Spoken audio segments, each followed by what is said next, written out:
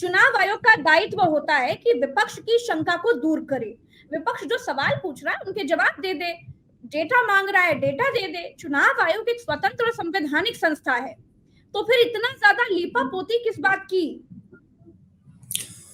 प्रज्ञा जी, धन्यवाद, आपने मुझे मौका दिया। एक बात बहुत अच्छी तरह समझ लीजिए कि जो संस्थाएं जो हैं वो सर्वोच्च नहीं होती, वहां पर जो काम करते हैं व्यक्ति वो होते हैं। कोई भी संस्था भ्रष्ट व्यक्ति अगर पहुंच जाते हैं तो वो ईमानदार नहीं रह सकती, चाहे वो न्यायपालिका हो, कार्यपालिका हो, वो चुनाव आयोग हो या कोई और संस्था हो। अगर उसको चलाने वाले लोग, उनकी नीयत साफ नहीं है, वो किसी खास चीज से प्रेरित है, तो कभी भी जो है वो एक तटस्थ और निष्पक्ष भाव से काम कर ही नहीं सकते। और चुनाव आयोग में जिस तरह से नियुक्तियां हुई हैं, जिस तरह से रातों रात नियुक्ति हो जाती है, एक अधिकारी, एक जगह खाली है सुप्रीम कोर्ट में, अगले दिन उस पर सुनवाई होनी है, उसी बीच एक आदमी इस्तीफा देते हैं, उनका इस्तीफा स्वीकार हो जाता है, उनको चुनाव आयोग में रख भी दिया जाता है। तो इस समय स्थिति ये है कि जो सत्ता है, जो सरकार है, जो केंद्र की सरकार है, उसने सभी जो संस्थाएं हैं उस पर पूरी तरह से नियंत्रण पा लिया है, काफी हद तक अदालतों पर भी पा लिया है। लेकिन अदालतों में चूंकि नियुक्तियां जो होती हैं वो एक लंबी प्रक्रिया है, अदालत पर पूरी तरह से नियंत्रण लाने में उनको 30-35 साल लग जाएंगे। बहुत सारे लोग जो कांग्रेस के जमाने में नियुक्त हुए थे, जो अभी चल रहे हैं, तो जो जहां 3 लोगों को नियुक्त करना है, हर 3 साल या 6 साल में नियुक्त करना है, तो वो तो बहुत आसानी से नियंत्रित किए जा सकते हैं। समस्या ये सब लोगों के सामने साफ है कि विपक्ष की बात को चुनाव आयोग नहीं सुन रहा, और आज से नहीं ऐसी स्थिति है, ये 2014 के चुनावों से ही शुरू हो गया था। और 2014 के बाद आप ध्यान कीजिए कि ईवीएम को लेकर विपक्ष ने बहुत शिकायतें की। 2014 से लेकर 19 तक इस पर लगभग बात की जाती रही, लेकिन चुनाव आयोग टस से मस नहीं हुआ, हिला नहीं, उसकी जांच नहीं करने दी। और अभी तो विपक्ष जो है अभी सिर्फ वोटर लिस्ट में पहुंच गया है। आप क्या समझते हैं कि ये जो मामला था ईवीएम का, इलेक्ट्रॉनिक वोटिंग मशीन को कंट्रोल करने का, वो खत्म हो गया है? नहीं, वो खत्म नहीं हुआ है। वो काम उसके जरिए अभी भी हो रहा है, लेकिन हर एक किसी भी मशीन की या किसी भी एक जो अव्यवस्था जो आप शुरू करते हैं उसकी एक सीमा होती है।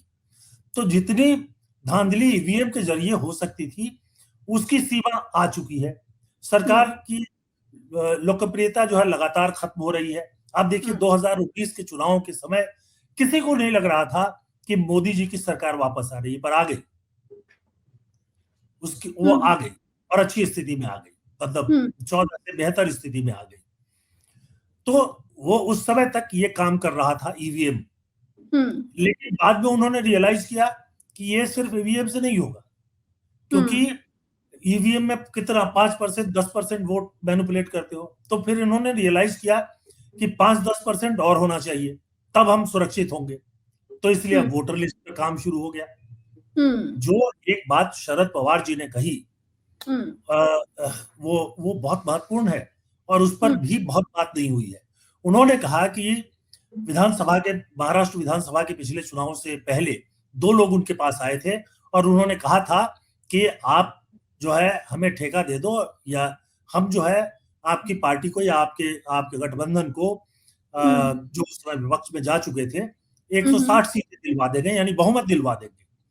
शरद जी ने कहा कि हमने उनको राहुल गांधी के पास भेज दिया।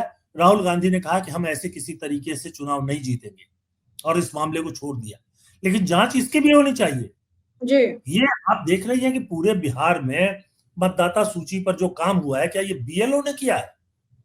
नहीं, ये वो लोग, वो जो एजेंट घूम रहे हैं, ये पूरी तैयारी के साथ बैठे हुए थे, और बैठ करके इन्होंने वो जो है 1 महीने के भीतर जो बीएलओ का काम करा दिया।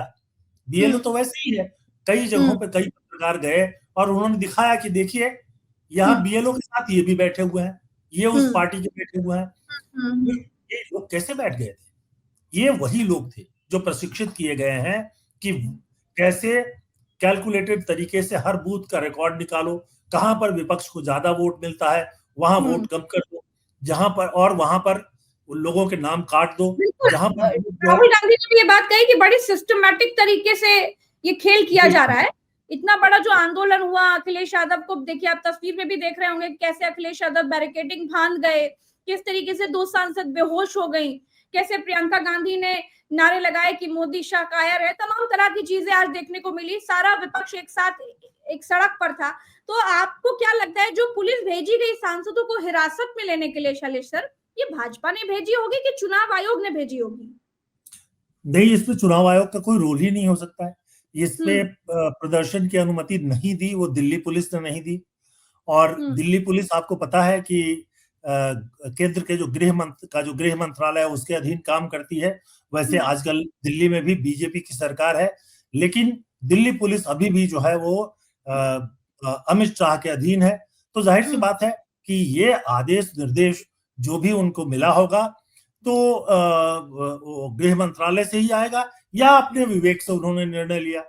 तो विवेक से निर्णय लेने के लिए भी वो रिपोर्ट करते हैं केंद्र की सरकार को, गृह मंत्रालय को, और इसलिए वही उन्हीं का निर्देश है।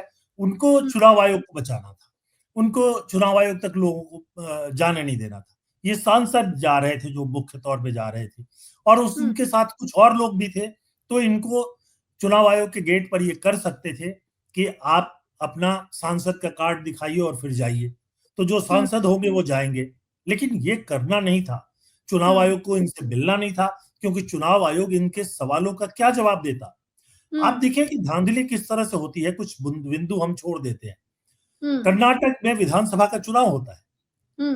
विधानसभा के चुनाव में जीत किसकी होती है? कांग्रेस की। सरकार बन जाती है कांग्रेस की। उसके 6-8 महीनों के बाद लोकसभा का चुनाव होता है, और पूरा रिजल्ट लोकसभा में बदल जाता है। सारा वोट बैलेट पेपर में जो मैनिपुलेशन होता है वो राज्य में कांग्रेस की सरकार के दौरान होता है, और कांग्रेस को पता नहीं चलता है। मैं इसलिए कह रहा हूं कि ये पैरेलल गैंग खड़ा किया जा चुका है। इसमें वो अब इसको कर्नाटक के उदाहरण को मैं क्यों दे रहा हूं?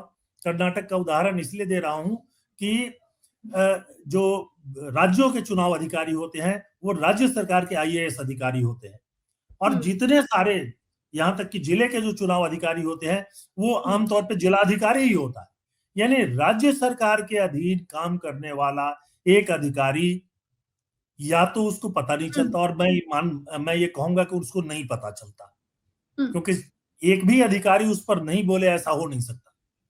तो इन्होंने ऐसी व्यवस्था बना रखी है। वो तो धन्यवाद देना चाहिए राहुल गांधी का कि वो महादेवपुरा के एक रिजल्ट को उन्होंने एक वोटर लिस्ट को एनालाइज किया और सारे तथ्यों को सामने रख दिया, वरना तो ये सब कुछ अंधेरे में था।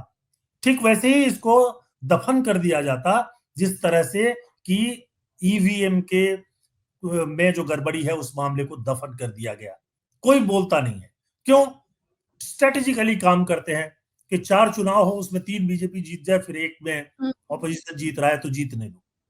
तो नतीजा क्या होता है? फिर उनको कहने का मौका मिल जाता है कि अगर हमने ईवीएम में गड़बड़ी की है तो ये लोग कैसे जीत गए। हाँ। एक तो ये कारण हो सकता है। दूसरा, एक तरफा वोटिंग। आप ईवीएम में, मैं पहले भी बोला था, तो ईवीएम में जो गड़बड़ी होती है 5-7% वोट से 5 से 10% वोट की। अब अगर कहीं पर बीजेपी किसी राज्य में लोग इतने नाराज हैं कि बीजेपी को 25% वोट से हरा रहे हैं, यानी 100 में 50 लोग सीधे जो है ऑपोजिशन को दे रहे हैं, और उसमें से 25-30 लोग ही बीजेपी को दे रहे हैं, तो नहीं जीत सकते। तो ये इनके तमाम कैलकुलेशंस के बावजूद, तमाम गड़बड़ियों के बावजूद कुछ लोग जीतते रहेंगे, और उसको ये आधार बनाकर बताते रहेंगे कि हम कोई गड़बड़ी नहीं करते, हम तो पाक साफ है। लेकिन ये गैंग जो है, मुझे लगता है कि विपक्ष को, मतलब राहुल गांधी को, वो 2 लोग जो थे वो उनके पास बहुत बड़ा क्लू होगा, चाहे शरद जी हो या राहुल जी हो। अगर वो उनके अता पता है तो जरा उनकी खोज खबर ली जानी चाहिए, और देखना चाहिए कि कौन सा गैंग है, कौन सा नेक्सस है जो ये सारा एनालाइज करके ले करके बैठा हुआ है कि इस बूथ पे इतना नाम काट देंगे और इतना नाम जोड़ देंगे इन बूथ पर, तो यहां पर बीजेपी जीत जाएगी और कांग्रेस है जो दूसरी पार्टियां हैं उनकी हार होगी। और अब सवाल आता है कि ये काम रोक कौन सकता है? चुनाव आयोग। लेकिन टीएन शेषन नहीं है जो सरकारों की बात नहीं मानते थे। उसके बाद भी कई लोग हुए। तो जो शुरू में मैं बात कर रहा था कि जब तक ईमानदारी व्यक्ति में नहीं होगी, मैं एक इंटरव्यू देख रहा था। शालू सर, आपने तो इतने चुनाव देखे होंगे, इतने चुनाव कवर किए आपने, ऐसा चुनाव आयोग कभी देखा आपने कि विपक्ष इस तरीके के आरोप लगते नहीं है चुनाव आयोग पर, लेकिन इस तरह का आरोप बिल्कुल सबूत सामने रख दिया और बता दिया कि आप चोरी कर रहे हो वोट की? देखिए, वोटर लिस्ट में कभी भी इतने बड़े पैमाने पर गड़बड़ी नहीं होती थी, या गड़बड़ी होती ही नहीं। वोटर लिस्ट एक तरह से परमानेंट रजिस्टर है, परमानेंट डॉक्यूमेंट है। उसमें जो ये विशेष परीक्षण कर रहे हैं ये गलत है। एक बार जो 1952 से पहले बन गया वही रजिस्टर आज भी चल रहा है। और वो कैसे चल रहा है ये मैं बताऊं। उसमें क्या होता है, जिनकी मृत्यु होती है उनके नाम हट जाते हैं, और तो 18 साल के, पहले 21 साल था, फिर 18 साल के हो गए, उनका नाम जुड़ता जाता है। तो वो रजिस्टर बदला नहीं है, अपडेट होता रहता है और वही करना चाहिए। और उसकी जांच भी कर सकते हैं। अब मान लीजिए इसकी जांच अगर चुनाव आयोग करवा देता कि अगर उस पे postal address, complete postal address नहीं है, तो हम उनको कैंसिल करेंगे, बहुत अच्छी बात है, कर दो। लेकिन करेंगे नहीं, वो तो करना नहीं था। अगर उसमें आता है कि आपकी पूरी नियम पासपोर्ट साइज फोटो होना चाहिए, पासपोर्ट साइज फोटो नहीं है तो हम उसको कैंसिल करेंगे, तो करो। यही तो आज सामने निकल कर आया है कि इसी के जरिए तो चोरी हो रही। अगर एक ही आदमी दो जगह वोटर है, बहुत सारे लोग होते हैं और बेईमानी करने के लिए नहीं होते हैं, ऐसे होते हैं कि जैसे मैं बहुत सारे लोगों को जानता हूँ, गांव में भी वोटर हैं, दिल्ली आके वर्षों से रह रहे हैं, यहाँ भी वोटर बन गए। बिल्कुल होता है सर। आज कंप्यूटर में ये एक प्रोग्रामिंग के जरिए इसको शायद एक दिन या 2 दिन में इनको एक मिनट पकड़ लिया जा सकता है और उसको ठीक किया जा सकता है। उसको तो करने रहा है चुनाव आयोग। चुनाव आयोग तो इस पर आमादा है कि किस तरह से बीजेपी की जीत हो। अब जब बिहार में उनको दिख रहा था, ये पूरी तरह से बिहार में दिखाई दे रहा है जो लोग वहां जाते हैं कि जेडीयू और बीजेपी के गठबंधन को की वापसी नहीं हो सकती।